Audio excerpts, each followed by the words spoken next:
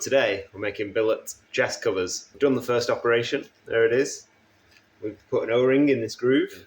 We're going to put a Union Jack on the back. So these are the soft jaws, clamp something in between them, and then we clock them in.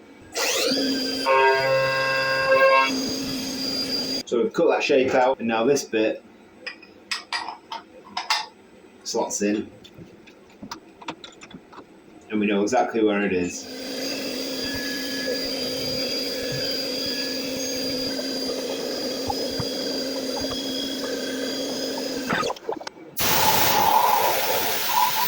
Yeah, looking good.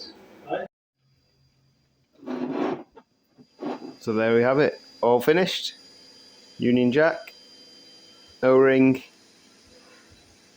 perfect.